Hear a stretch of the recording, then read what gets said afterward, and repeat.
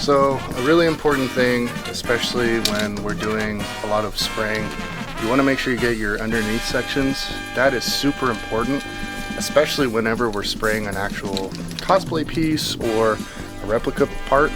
We want to make sure that we're getting these underneath layers. These are super important just because it's really easy to miss those.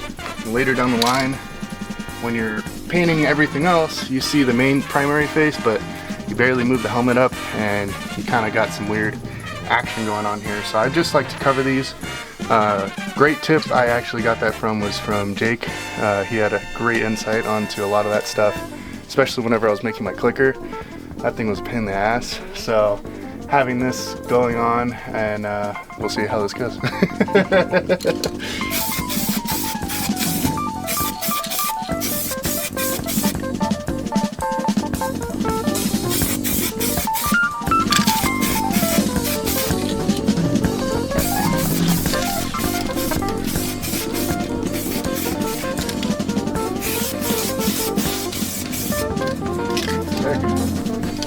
Now we'll go ahead and let that dry, and we'll come back to this right after, and we'll start doing some craziness.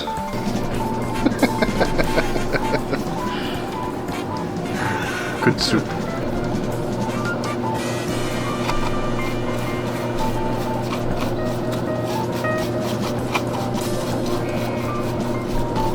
Now the stressful part. Actually doing it. Not on the shoes either. Really want to get in there, so like smaller spots like in here along this little pipette, you really just want to try to coat in there, get as much as you can in there.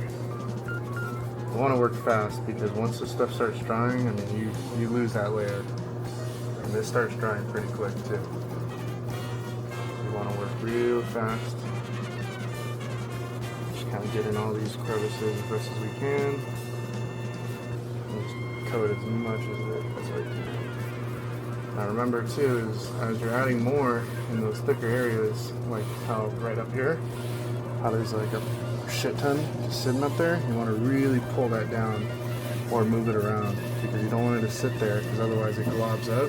Now you have one darker spot that it's too dark compared to your other side, so then it looks a little off.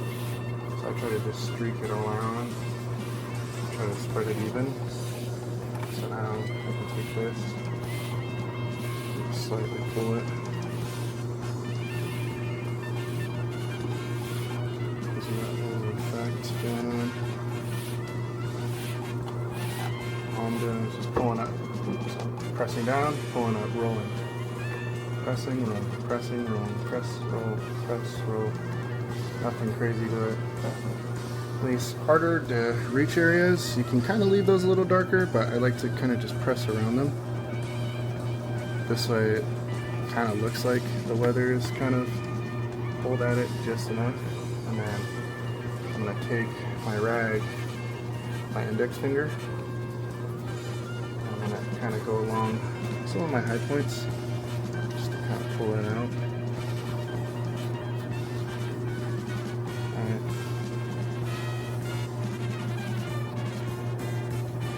Mix this together.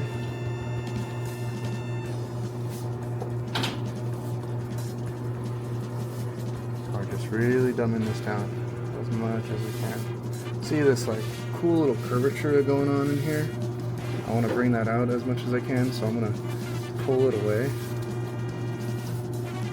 following that path. So it goes from here, rounds out, goes to the tusk. So during that little curvature that's in there, I want to just take this and just really highlight that, try to bring that out as best as I can, just so it adds a little bit more depth of field to the actual piece.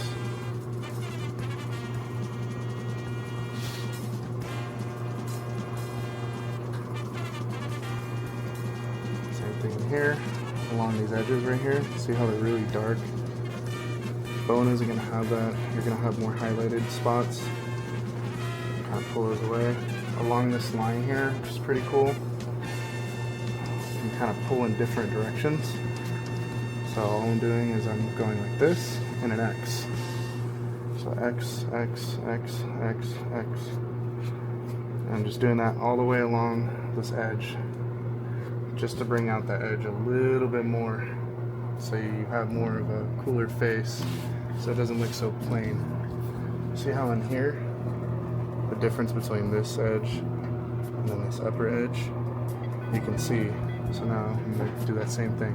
X, X. I'm just slowly following it. That's all I'm doing. Nothing super crazy. Just having fun.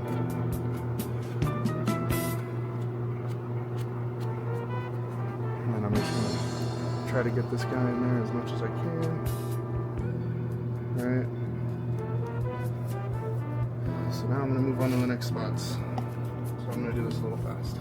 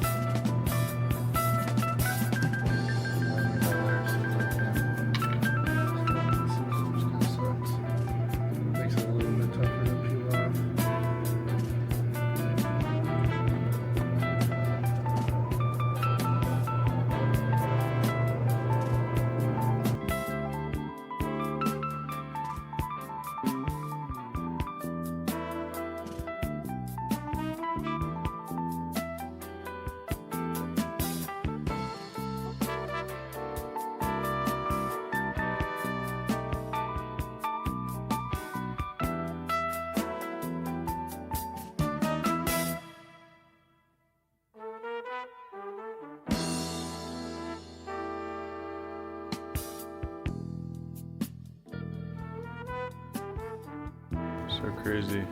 Hashtag dirty rogue, send us our file. Hashtag missing faceplate. Where is the faceplate, dirty rogue?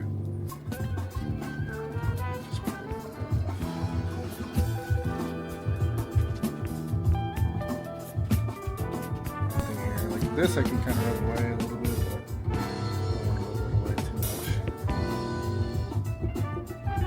much. Essentially popping all this line, and then any area have like too much accumulation of like this growth of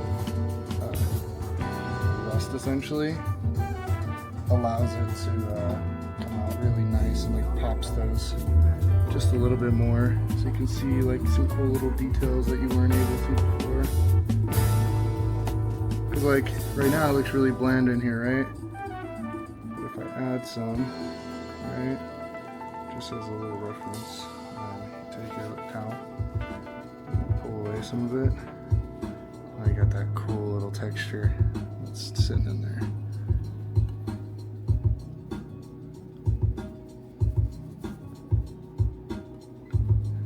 Make sure you hit all the pockets on the top of the piece too. You don't want to forget to give that love. Just dabbing it all down.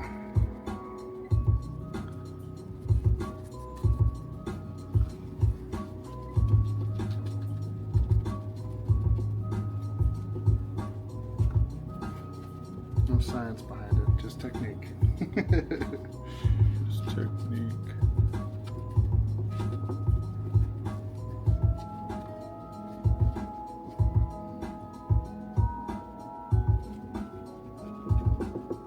The spot in here along this. I'm just gonna go back, streak it, nothing crazy. Just want to make sure all my edges are touched up and blended with the end material, because otherwise it throws it off if you have too much of a off color. Like if you have like your bright orange under there, then throw this on top, it at least mixes those colors pretty well to where it's not so prevalent. Especially with rust. Rust is painful with certain areas.